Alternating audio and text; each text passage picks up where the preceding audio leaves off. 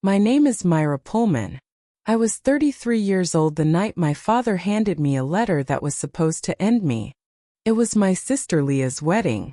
300 guests, a lakeside estate wrapped in fairy lights that reflected off the water like scattered coins. The band was playing something slow and golden. My father walked across the dance floor holding a cream-colored envelope sealed with wax, his initials pressed into it. He handed it to me in front of 6 people at my table and said I should read it when I was ready. I read it right there. 2 pages typed. Legal language mixed with personal grievance. The last line told me I was no longer a Pullman in any meaningful way. Leah's smile widened from across the room. She expected tears. She expected me to knock my chair back and give 300 guests something to talk about on the drive home. But here is what none of them knew. 3 weeks before my father sealed that envelope, I had already signed something that would reshape everything they thought they owned. My mother's name was Carol Pullman. She died of pancreatic cancer when I was 14. The short version is that she spent 9 months shrinking in a hospital bed, while my father redecorated his office and scheduled client dinners. She asked me to bring her sketch pad. He brought flowers instead. She stopped asking. Carol co-founded Pullman Development Corporation in 1998 with 40% ownership and a drafting table she bought at a garage sale. She designed the first 3 commercial projects that put the company on the map. My father sold them. That was the arrangement. She built. He talked. 2 weeks after her funeral, I found him clearing out her closet. Suits and trash bags, jewelry and donations. I stood in the doorway and watched him fold her life into black plastic. But he missed something. In the back corner of her top shelf, behind a stack of old blueprints, sat a small cedar box. Dark wood. Brass hinges. It smelled like her closet. Inside was a letter handwritten addressed to me. Myra, everything I built so you would never have to beg. Remember that when they tell you what you deserve. I was 14. I did not understand what she meant. I kept the box anyway.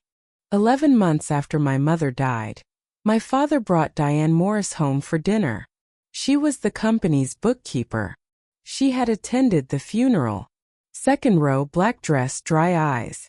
By spring she had moved in. By summer she had reorganized the house. My mother's reading chair went to the garage. Her framed prints came off the walls. The bedroom they shared became Diane's yoga studio within 6 months. I found my parents' wedding photo in the recycling bin on a Tuesday morning.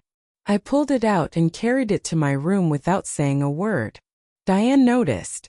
She knocked on my door that evening and sat on the edge of my bed. Warm, gentle, the kind of gesture that looks like kindness from the outside. Your mother would have wanted your father to be happy, she said. Do not make this about you. I was 15. I just knew that something in her voice did not match something in her eyes. By the following year, my mother's name had been removed from the company's lobby wall. Her drafting table was donated. Her design awards were boxed and stored in the attic. Diane called it making space for the future. I called it erasure, but I was 15 and nobody asked me what I called it. Leah was born when I was 16. By September, my father was telling dinner guests about their new beginning, as if the first 30 years of his life had been a rough draft. I watched from the edges, waitressing after school, borrowing textbooks, eating ramen in my bedroom while the family ate roast chicken downstairs, not because they locked the door, but because Diane set 3 places at the table. I left the day after my 18th birthday. 1 suitcase. A scholarship letter from the State University's engineering program. A cedar box tucked between 2 sweaters. My father stood in the kitchen doorway and said, "If you walk out that door, do not expect anything from this family." I walked out the door. 15 years. That is how long it took to build a life from 1 suitcase. I studied structural engineering because I liked the math of load-bearing walls. How much weight a thing could hold before it cracked. By 25, I was a project manager at a commercial construction firm in Charlotte. By 28, I was managing hospital expansions and mixed-use developments worth tens of millions. I earned every title, every client, every late night reviewing steel specifications at my kitchen table. I never called home asking for money, never asked for a reference, never asked for anything. That was my weakness, though I did not see it then. I carried everything alone because trusting anyone felt like handing them a knife and showing them where to cut. Grace Morgan was the exception. We met freshman year in a calculus study group. She became an estate attorney. I became an engineer. We stayed close the way people do when they have seen each other fail exams and eat cold pizza at 2 in the morning. Grace was the only person who knew the full story of my family. The first crack appeared on a Tuesday in October. I was 32. I had finally saved enough for a down payment on a condo. The mortgage officer called me back within 48 hours. His voice was careful, practiced. "Miss Pullman, we are unable to approve your application at this time. There are some items on your credit report that need to be addressed. 2 home equity lines of credit. $180,000 total. Open when I was 16 and 17. Addresses listed properties owned by Pullman Development Corporation. Borrower name Myra Pullman. My social security number. My date of birth." I sat in my car in the bank parking lot and read the printout 3 times. The paper shook because my hands were shaking. Debt I had never signed for. Funding a life I had never been part of. I called Grace. "They stole your name," she said. Literally. I stared at the numbers. Both lines opened while I was still a minor living under my father's roof. Before I packed my suitcase. Before I walked out the door. They had turned me into collateral before I even knew I was leaving. "You let me pull some records," Grace said. "And then we figure out what else they took." Grace found the trust on a Thursday. 3 layers deep in county courthouse digital archives, a separate filing. A testamentary trust established by Carol and Pullman in 2006. 1 year before her diagnosis. The trust designated one beneficiary, Myra Pullman. The asset, 40% ownership of Pullman Development Corporation. Activation date, the beneficiary's 30th birthday. I was 32. The trust should have activated 2 years ago. My father, as executor of my mother's estate, was legally required to notify me. He never did. He buried it the way Diane buried my mother's drafting table. Quietly. With a donation receipt and a clean conscience. Grace called me at 9:14 at night. "Myra, your mother left you 40% of that company. She left it in a trust. Your father suppressed it for 19 years. I sat on my kitchen floor. The tile was cold under my legs. I held the phone against my ear and thought about the cedar box sitting on my nightstand. About the letter inside it. About a sentence I had read 100 times but never truly heard. Everything I built so you would never have to beg. I opened the cedar box that night. The brass hinges clicked softly. The smell rose. Cedar and lavender in old paper. I read the front of the letter one more time, then turned it over. I had never looked at the back. Not at 14 when I first found it. Not at 18 when I packed it into my suitcase. Not at 25 or 30 or 32. On the back in my mother's handwriting, smaller, more careful, like she had written it separately, were 3 things. A name. A phone number. A short instruction. Margaret Shelby. Ask for the trust. My mother knew. She knew my father would suppress it. She knew Diane would help. She wrote herself a backup plan in her own hand and tucked it into a cedar box on a shelf for her daughter to find. I held the letter against my chest. 19 years late, but I was here. The wedding invitation arrived on a Saturday in March. Thick cream cardstock. Gold foil lettering. Leah Pullman and Nathan Mercer. A lakeside estate in the Blue Ridge foothills. 300 guests. I called Grace. "You should go," she said. "Because you should see it.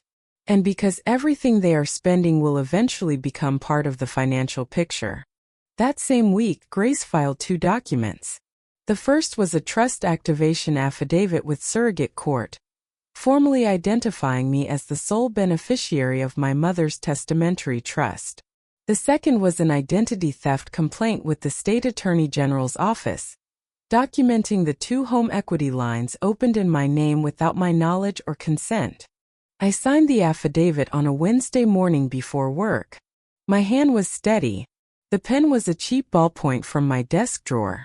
I mailed the RSVP that same afternoon. Checked attending. Now everything was in motion. The Attorney General would send a preliminary inquiry letter within 60 days. Grace calculated the timeline carefully. The wedding was late May. He would know after the wedding. That was enough. I closed my eyes and thought about what my father did not know. That his daughter had inherited her mother's patience. That some people count their losses in years. Others count exits. He would learn the difference on a Saturday night, surrounded by 300 guests, when he handed me a letter he thought would destroy me. But I was already standing on the other side of it. The ceremony was beautiful. I am going to say that plainly because it is true. Leah walked down the aisle with my father. She was radiant. The beaded dress caught the sunlight. Nathan's eyes watered when he saw her. His hands trembled when he took hers. That part was real. The reception was held under a tent the size of a small airplane hangar. I was seated at table 19, the furthest table from the head table. The table where you put the people you have to invite but do not want to see. I shared it with a retired accountant and 2 of Leah's sorority friends who spent the entire night on their phones. I was halfway through dessert when he stood up. My father adjusted his jacket and picked up the envelope. Cream-colored. Formal. I could see the wax seal from 40 feet away. He crossed the dance floor with the careful pace of a man who has rehearsed a moment and does not want to rush it. He arrived at my table and stood beside my chair. "Myra," he said. His voice was level. "Rehearsed. I want to give you something. I have been thinking about this for a long time." He held the envelope in both hands, extended it toward me. Not a gift. A verdict. I took it. The wax seal was pressed with his initials. I broke it, unfolded 2 pages, read them in front of 6 people who had stopped eating. Legal language. Formal severance. Dissolution of financial, emotional, and social bonds. Effective immediately and irrevocably. The second page was personal. A paragraph about how I abandoned the family. A paragraph about how Diane and Leah had built something beautiful without me. The last line was centered and bolded. "You are no longer a Pullman in any meaningful way." I read it twice. Not because I needed to understand it. Because I wanted to remember every word. I looked up. My father was standing 3 feet away, his jaw tight, his hands at his sides, waiting. Across the dance floor, Leah stood with her champagne watching. Her smile was small and expectant. The smile of someone who has been told the ending of a movie and is watching it arrive. I folded the letter once, twice, tucked it into my jacket pocket next to the cedar box. "Thank you, Dad," I said. "I will keep this." He blinked. That is the part one remember most clearly. Not the letter. Not the faces at the table. Not Leah's champagne or Diane's folded hands from across the room. My father blinked. And in that blink I saw the entire script he had written for this moment fall apart. I was supposed to cry. I was supposed to stand up so fast my chair scraped the floor. I was supposed to walk quickly toward the exit while 300 guests watched and whispered and confirmed everything Diane had ever said about me.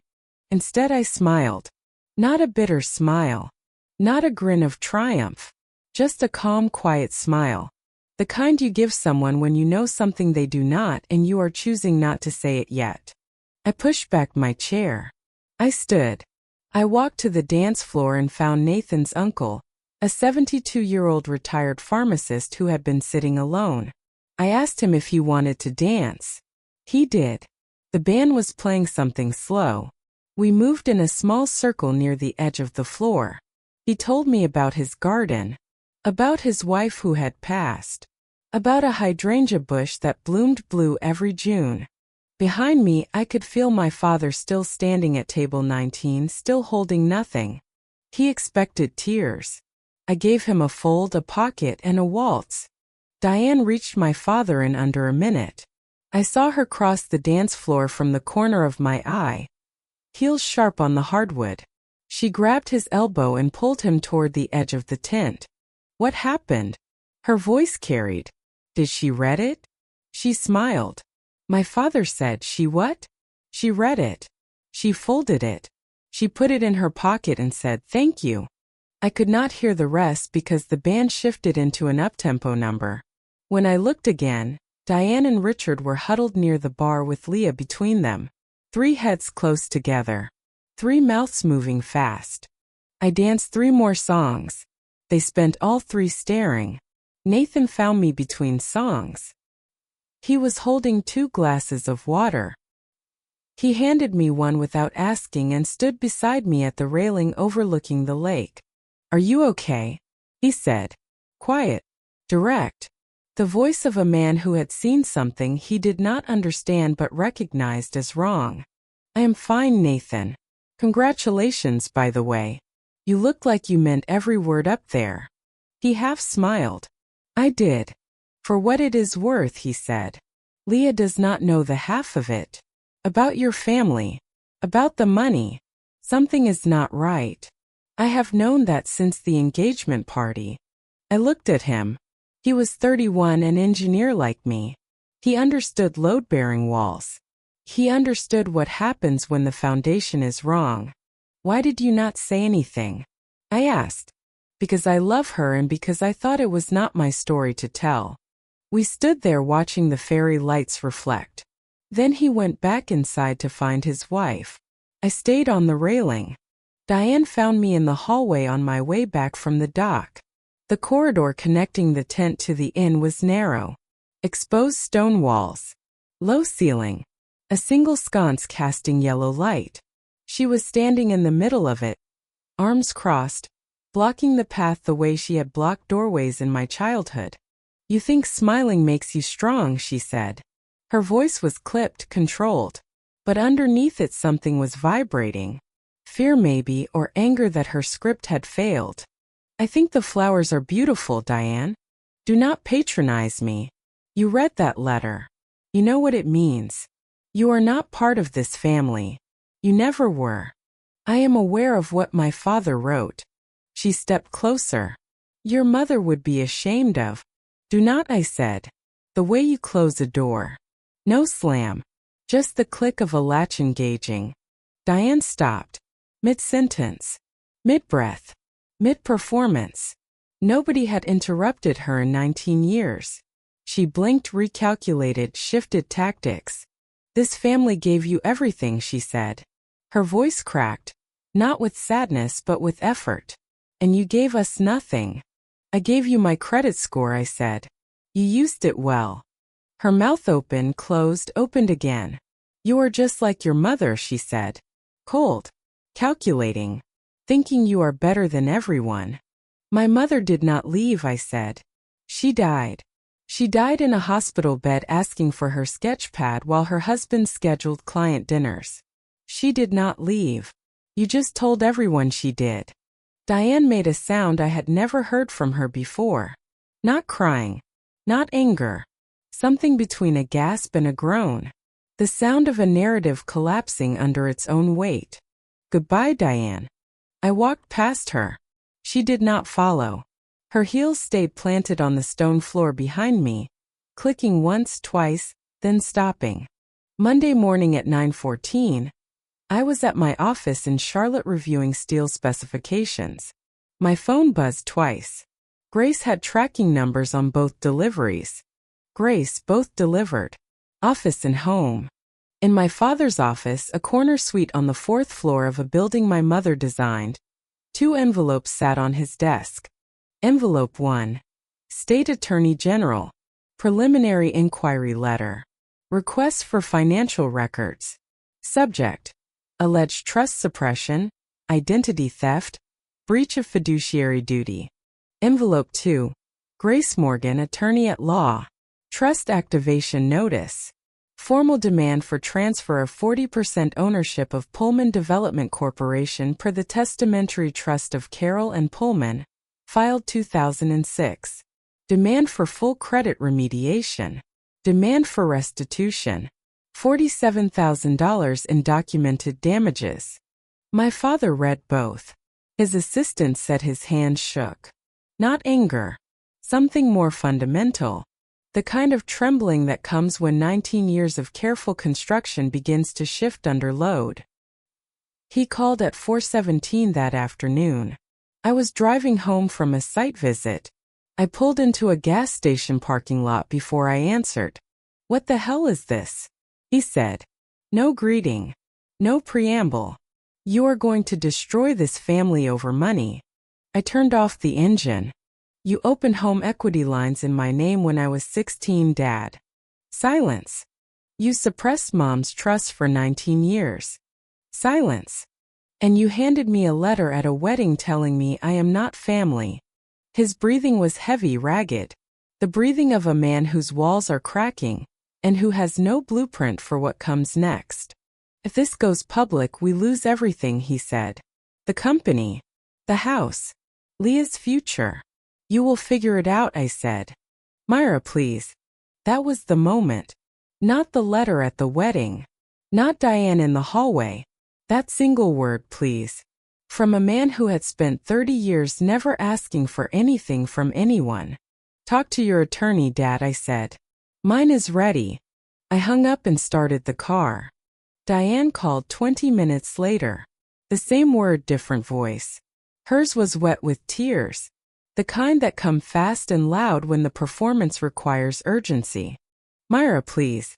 I have nowhere to go if this company fails." I pulled into my apartment parking garage and turned off the engine again. "Diane, you forged the executive documents." "That was your father's decision," she said. "You opened credit cards in my name. You used them to buy a wedding dress." The crying stopped just like that. Like someone had turned off a faucet. "Your mother left because she was selfish," Diane said. The warmth was gone from her voice now, replaced by something cold and cornered. She put work before family. She was so busy with her drawings and her buildings that she forgot she had a husband. "Just like you." "My mother did not leave," I said. "She died." Silence. She died of pancreatic cancer at 41 in a hospital bed, asking for her sketch pad while her husband scheduled client dinners. "She did not leave. You just told everyone she did." Diane made a sound I had never heard before. Not crying. Not anger. Something between a gasp and a groan. The sound of a narrative collapsing. "Goodbye, Diane." I hung up. The settlement came 6 weeks later. The Attorney General's investigation found sufficient evidence. Civil action. Trust suppression. Identity theft. Breach of fiduciary duty. My father's attorney reviewed the case and did the math. A trial would be public. The filings would be searchable. Clients who had trusted Pullman Development for 20 years would read about forged documents and stolen Social Security numbers in the morning paper. Richard signed on a Tuesday. Diane signed beside him. Their attorney's office was in a glass tower in uptown Charlotte. I did not attend the signing. I was reviewing structural drawings for a mixed-use development in Durham, but I checked the company website that evening. There it was. Updated that afternoon. The About page. Pullman Development Corporation was founded in 1998 by Carroll and Richard Pullman. Her name in the same font as his. In the same sentence as his. 20 years after they removed it. I took a screenshot and sent it to Grace. "There she is," I wrote. Grace replied with a period. Just a period. She understood. Richard stepped down as CEO within the month. The company announced it as a semi-retirement. Nobody questioned it publicly, though Nathan told me the senior partners had been briefed on the investigation, and the mood in the office was cold. I put the cedar box on my desk. New office, bigger firm, a corner with a window that overlooked a construction site where a community health center was going up. My project from foundation to roof. The box sat between my engineering license and a framed blueprint of my first solo build. I opened the lid one more time. Cedar and lavender. 19 years and the smell had not faded. I read the front of the letter. Everything I built so you would never have to beg. I turned it over. Ask for the trust. I took a photo of both sides, printed them, framed them in a simple black frame, and set them next to the box. The brass hinges had a green tint at the edges, but the fit was still tight. The lid still closed with a clean, quiet click. My mother had built things that lasted. Buildings that stood through storms. A company that outlived her marriage. A trust that survived 19 years of suppression. And a cedar box that still smelled like her closet on a Tuesday afternoon in September in a corner office her daughter had earned the hard way. I closed the lid. I did not need to open it again. My father handed me a letter meant to erase me. But you cannot erase someone who already knows who she is. My mother taught me that. Not with speeches. Not with lectures. Just with a few words written on the back of a letter I carried for 19 years. The people who try to make you small are the ones who know you are not. Trust yourself. The paperwork will follow.